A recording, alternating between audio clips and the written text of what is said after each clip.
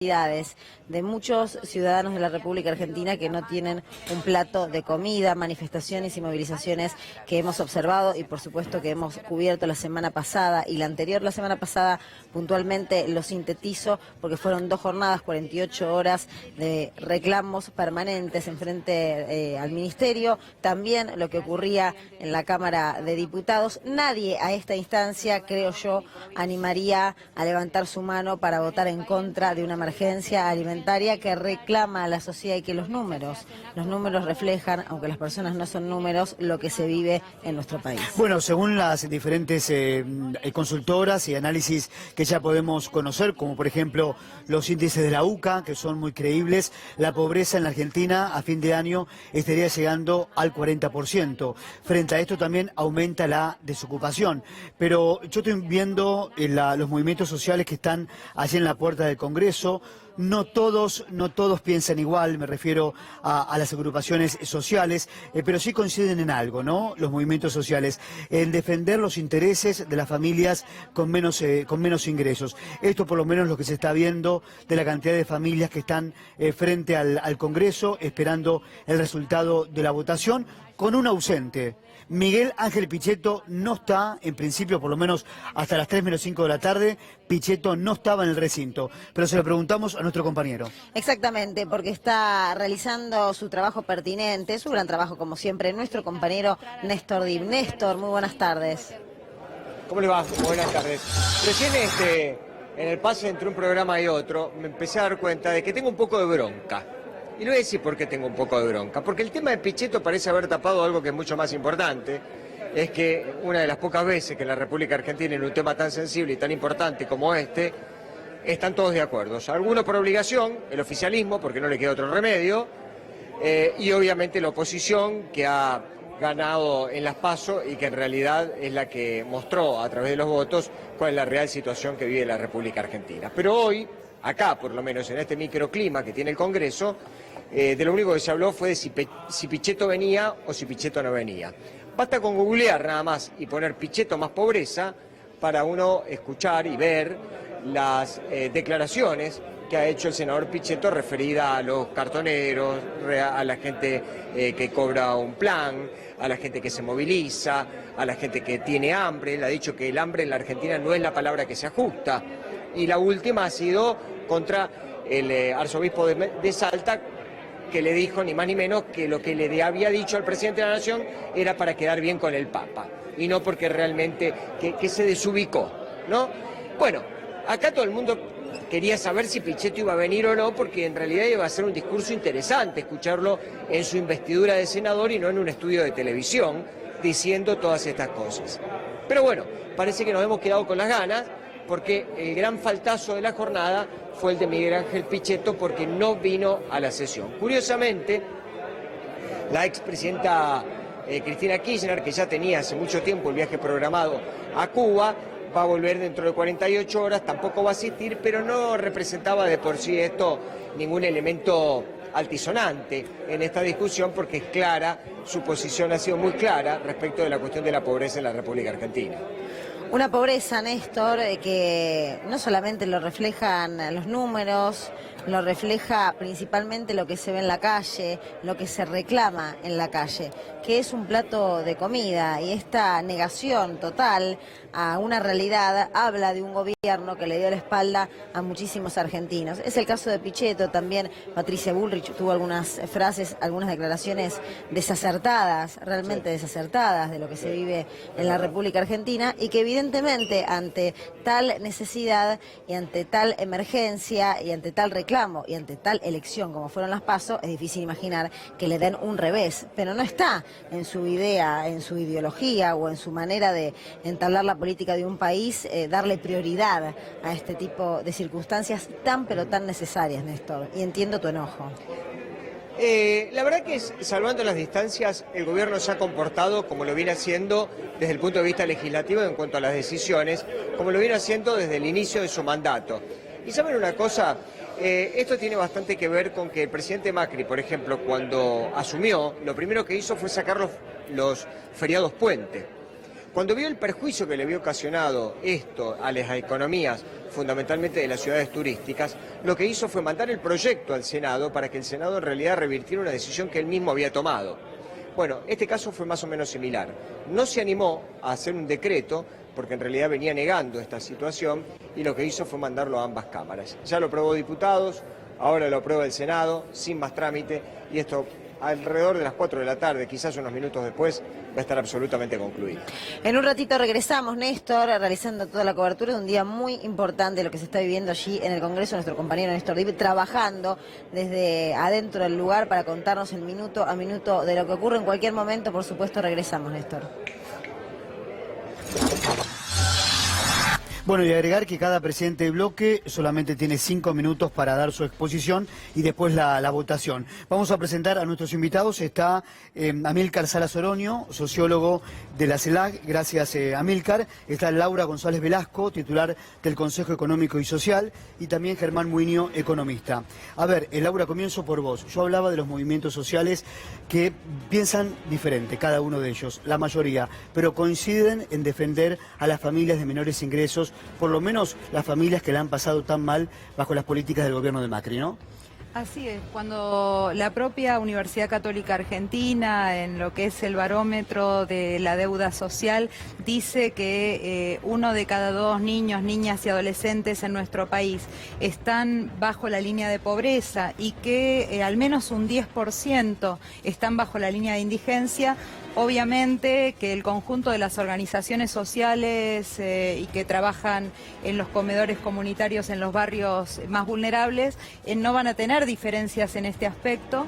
Es muy importante que se apruebe esta emergencia alimentaria, porque si las políticas públicas no acompañan esta situación de crisis más profunda, tenemos una circunstancia de gravedad en los barrios populares, particularmente con el riesgo que están teniendo la niñez.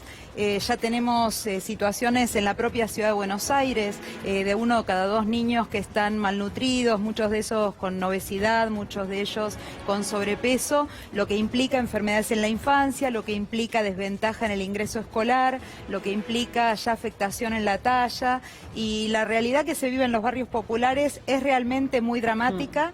Que algunos funcionarios desconozcan esta situación y digan que no hay hambre en la Argentina, la verdad es que hay hambre y hay malnutrición, hay las dos cosas.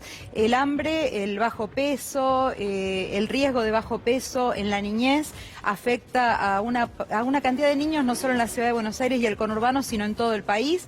En las provincias, por supuesto, del NEA, del NOA, hay situaciones realmente muy angustiantes también, de hambre que están padeciendo. Ayer ADN mostraba en su programa lo que está pasando también en la provincia de Corrientes, la cantidad de familias que tienen que ir a comer a un basural, ¿no?, en esa provincia. Claro que sí, son situaciones realmente muy desesperantes que hace muchos años no se veían, de gente buscando comida en los containers. Digo, pero si tenemos hambre en la Argentina, que no se puede negar, también lo que hay que decir es tenemos malnutrición, es decir, tenemos muchísimas familias, muchísimos niños, niñas y adolescentes particularmente, y también adultos mayores, que hoy están recibiendo en su mesa alimentos que no son nutricionales y que están afectando hoy a su salud, hoy a su rendimiento escolar, de una manera muy grave, y que tiene que ver con que justamente llegan a los alimentos que llenan la panza, como son las harinas, como son los hidratos de carbono, pero que no están cumpliendo con los valores nutricionales que recomienda la Organización Mundial de la Salud. Germán, ¿cuáles son los datos que vos manejás, que conocés, que estudiás de la pobreza en la Argentina, y ese número qué puede alcanzar en diciembre? Bueno, hay que tener en cuenta varias cuestiones, ¿no? El INDEC informa la pobreza solamente semestralmente, el último dato que tenemos es del 32%, pero a fin de este mes se tiene que conocer el dato del primer semestre de este año, que estimamos que va a estar en el orden del 35%. Ahora, ese número ya es viejo, ¿no? Porque si tenemos en cuenta todo lo que ocurrió de junio para acá, bueno, realmente hoy, si uno hace una estimación, podríamos estar en un orden de una pobreza del orden del 40%, ¿no? Y la situación en el conurbano bonaerense es aún más dramática. Si tenemos en cuenta que ya con los datos anteriores, en el conurbano bonaerense teníamos que la mitad de los niños eran pobres, bueno, sin duda que esa situación se ha agravado, producto de la devaluación y producto de que los ingresos de los sectores populares no fueron acompañando la evolución de la inflación que venimos teniendo, ¿sí?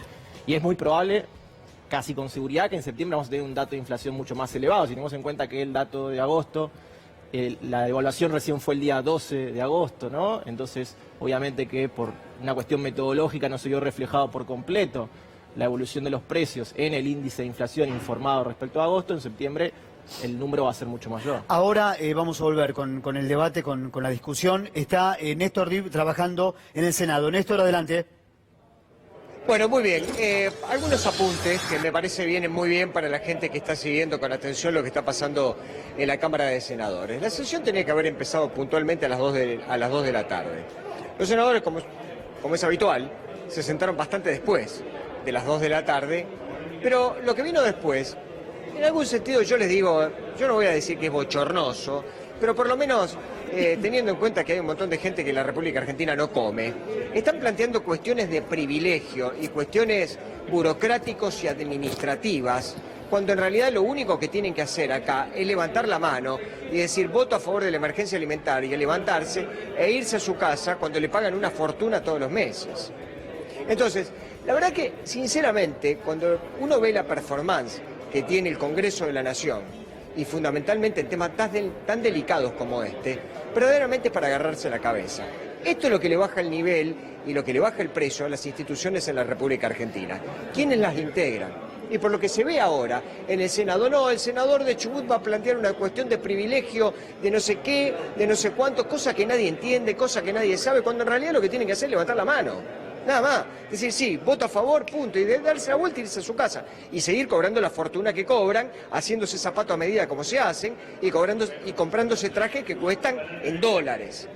La verdad, hay que decirlo, porque es verdaderamente irritante venir a este lugar a escuchar una serie de estupideces primero, cuando en realidad lo único que tiene que hacer es levantar la mano. Ahora, Néstor, nada más.